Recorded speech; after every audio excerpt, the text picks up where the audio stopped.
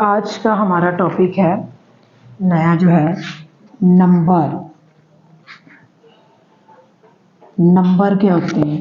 Number के नाम से थोड़ा आइडिया हो कि नंबर क्या होते हैं। हाँ, आप यकीनन यही समझेंगे काउंटिंग वाले वर्ड नहीं, वो नंबर नहीं है। जब हम काउंटिंग वाला नंबर बोलते हैं ना तो उसको पता कैसे लिखते हैं? ये NO .1, इसको कहते हैं नंबर 1।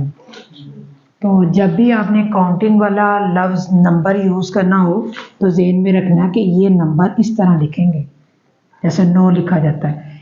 NO पॉइंट लगा के आके जितने नंबर होते हैं ना वो लगा देते हैं। ठीक हो गया? कभी ये स्पेलिंग नहीं आते उस नंबर के। ठीक है, इस नंबर का मतलब है कि वाहिद जमा। वाहिद जमा थोड़ा बुक पे देख लें। One naming word is called singular. जो एक नाम का जो लफ्ज होता है उसको हम सिंगुलर कहते हैं। More than one is called plural. जो ज़्यादा वाला होता है उसे हम प्लूरल कहते हैं। अब हमने यहाँ पे समझना है कि नंबर क्या होते हैं।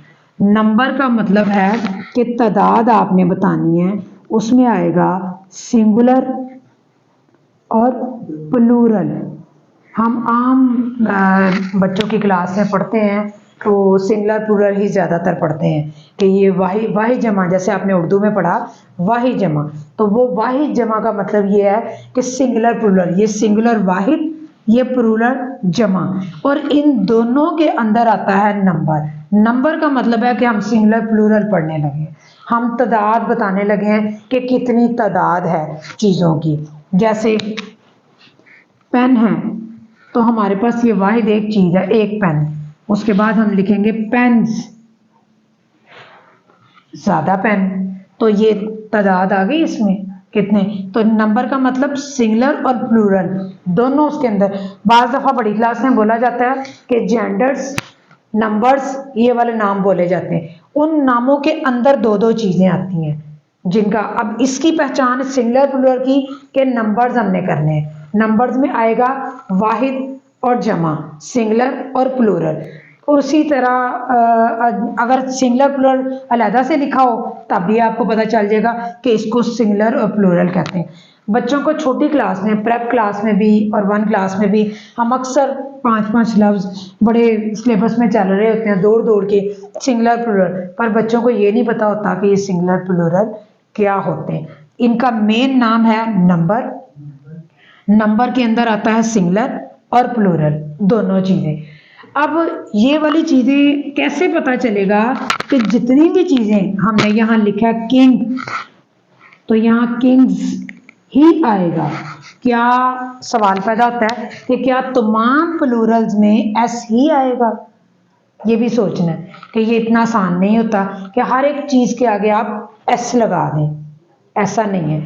पहली कैटेगरी सिंगुलर प्लूरल की, पहली कैटेगरी ये है कि सिंपल वर्ड के साथ एस लगता है तो ज़्यादा चीज़ें बन जाती हैं।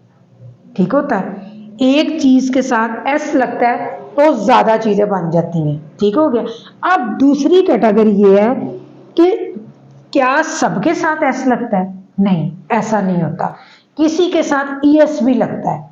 सिंगुलर और प्लूरल बनाने के लिए हमारा S और ES दो चीज़ों का इस्तेमाल होता है जिससे एक चीज़ से ज़्यादा चीज़ें बनती हैं। यहाँ पे ये तो सिंपल होते हैं ना, इनमें चेंज नहीं आता। यहाँ पे बनने के लिए दो चीज़ों का इस्तेमाल होता है, S का और ES का। अब नेक्स्ट क्वेश्चन है कि S में और ES में कैसे पता चलेगा कि हमने यहाँ क्या लगाना है?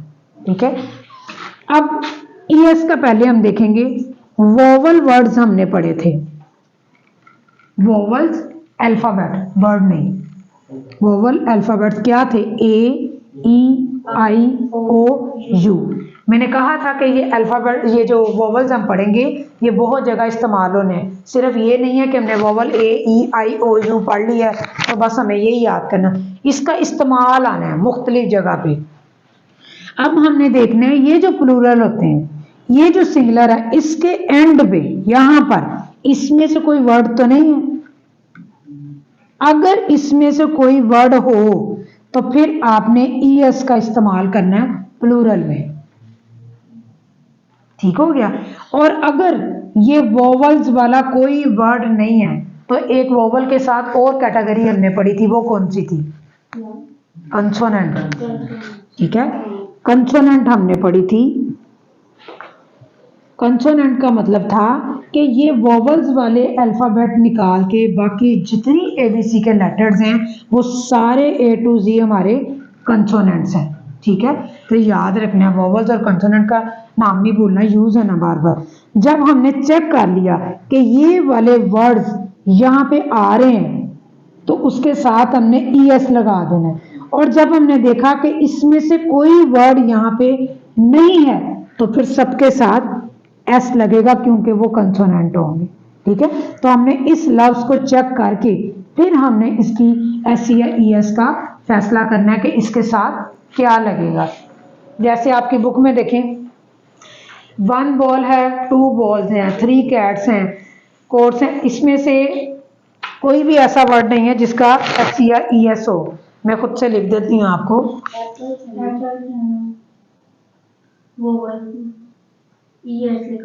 ठीक है, हाँ वो ठीक है।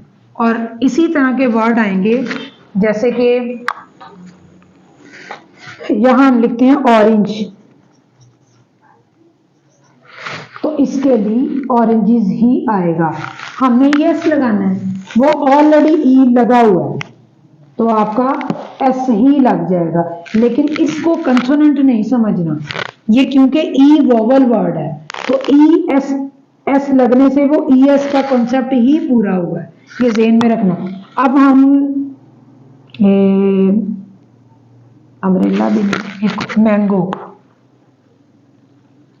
अब O है, ये वही वोवल्स ही है तो हमारा लगेगा E और S। बाज वोवल्स ऐसे आते हैं जिसमें ये मौजूद होता है, ये भी मौजूद होता है तो हमारा S लगने से वो वोवल का कॉन्सेप्ट पूरा हो जाता है। आपने हमेशा वोवल्स के पहले निशान लगाने हैं, ये ज़हन में रखना। अगर ऐसा लफ्ज होगा OUI इसके साथ नहीं लगा होगा ES, हम दोबारा से ही लगाएंगे। अब दूसरी सूरत में वैसे तो हमने ये याद रखना ही रखना है, कुछ ऐसे लफ्ज आते हैं जैसे आपने पढ़ा ऑरेंजेस, तो इसमें ऑरेंज का ई लगा हुआ था, लेकिन ऐसे वोवल आएंगे जहां पे नहीं लगा होगा।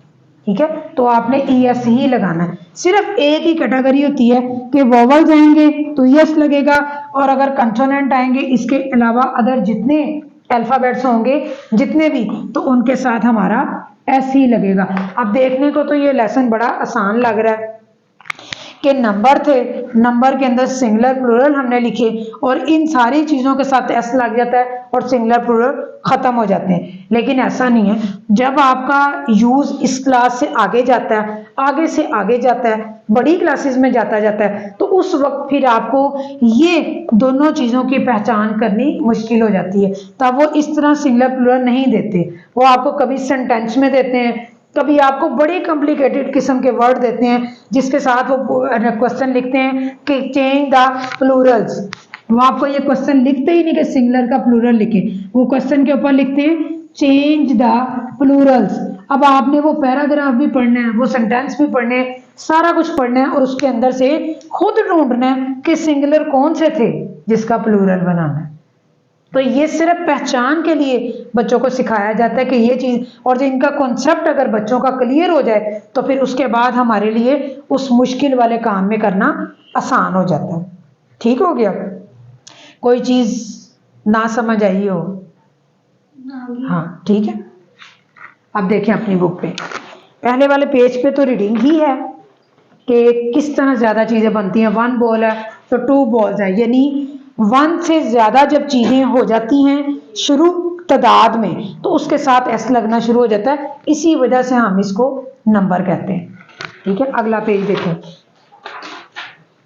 Right plural of the singular of the following singular words. अब ये वर्ड लिखे हुए हैं, उसने कहा कि आगे प्लूरल आप लिख दें। आपके A और E ऐसे वर्ड हैं, A और E, कि ये वोवल्स में भी आते हैं और कंसोनेंट में भी आएंगे।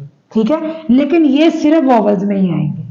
अब जब सिंगुलर प्लूरल बनाएंगे ना तो उसमें ये चीज ऑलरेडी लगी होगी, बस आपने अपने माइंड को रिमाइंड करना है कि ये वॉवल्स के वर्ड है। ठीक है, अगर लगे भी होंगे तो आपने उसको वॉवल्स का पढ़ लेना और साथ एस लगा देना बस। ठीक है, अब इस पेज को करें, बुक के ऊपर ही कर लें।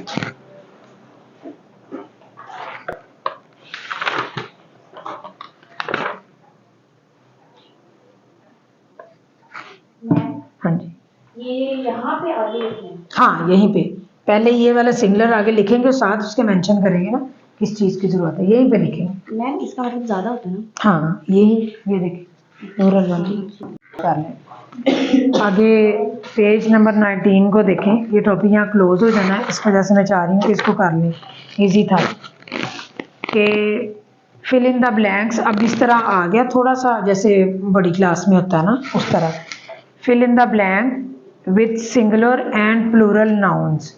वो कहता है कि फिल करें इसको खुद ही सिंगुलर से या प्लूरल से, कि यहाँ पे सिंगुलर आना है या प्लूरल आना है, हमें नहीं पता, आप बताएं।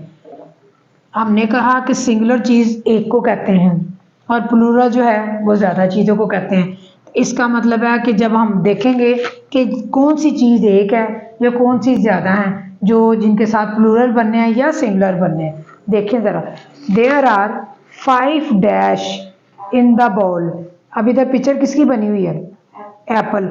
अब उससे पहले काउंटिंग की तादाद क्या लिखी हुई है? 5। इसको अंडरलाइन करें, इसको पढ़ के हमने आगे तादाद लिखनी है ना, इसको पढ़ के पता चलेगा कि आगे सिंगुलर आ रहा है, सिंगुलर लिखेंगे या प्लूरल लिखेंगे।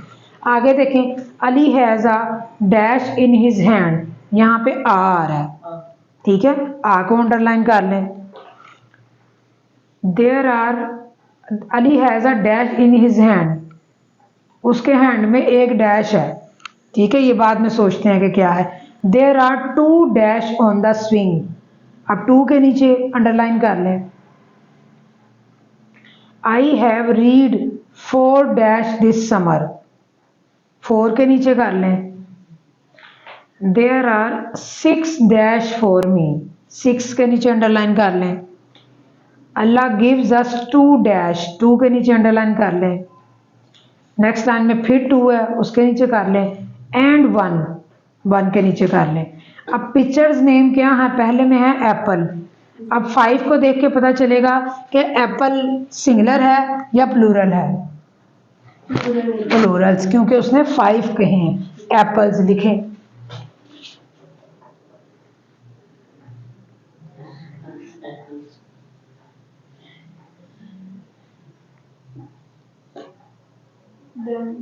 Ali has a dash in his, उसके हैंड में एक पेंसिल है। अब आ है तो एक पेंसिल लगेगी या ज्यादा पेंसिलें लगेंगी? एक ही लगेगी, लिखे पेंसिल।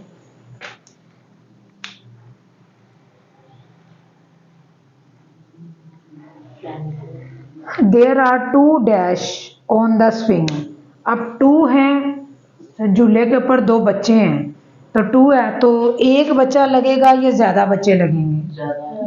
अच्छा, अब ये एक खास लफ्ज है, इसको बच्चे हैं तो आप किड यूज करें, इसका मतलब किड, ठीक है। ऐसे ये बहुत छोटे जो बच्चे होते हैं ना उनको कहते हैं किड। आगे है आई have read 4 dash this summer, हाँ जी 4 है तो कितनी बुक्स लगेंगी? बुक लगेगा या बुक्स लगेंगी? बुक्स लगेंगी।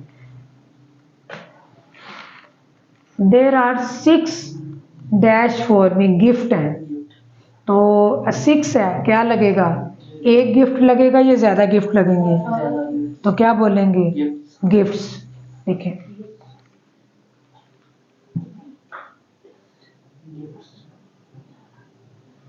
अल्लाह गिव्स अस 2 डैश, आईज बनी हुई है तो 2 है, क्या लिखेंगे? आई लिखेंगे कि आईज लिखेंगे?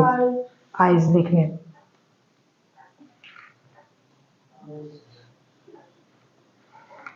फिर आगे 2 है, ईयर्स बने हुए हैं तो ईयर लिखेंगे या ईयर्स लिखेंगे? लिखेंगे। मैम ईयर्स की स्पेलिंग क्या है? EARS। आगे है एंड 1 डैश नोज। अब ये 1 लिखा हुआ है, तो नोज बोलेंगे या नोजिस, SP लगेगा साथ, नोज, NOSE नोज होगा।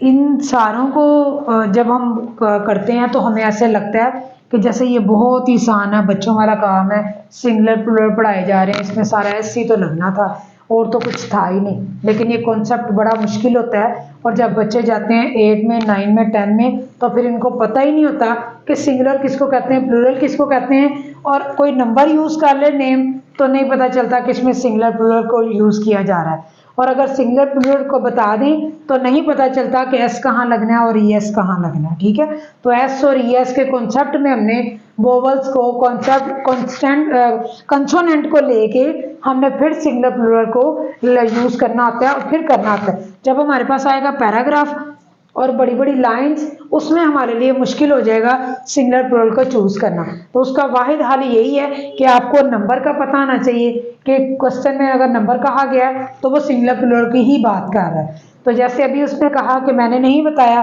कि सिंगुलर है या प्लूरल है, वो सिर्फ यही कहेंगे कि चेंज करें सेंटेंस को, या प्लूरल बनाएं या सिंगुलर बनाएं या चेंज द नंबर्स। तो आपने खुद सेंटेंस पढ़ने हैं और खुद देखना है कि उस नाम से पहले क्या तादाद लिखी हुई है, जिस तादाद की वजह से S या ES लगना है या नहीं लगना। ठीक हो गया, ये क्लोज है।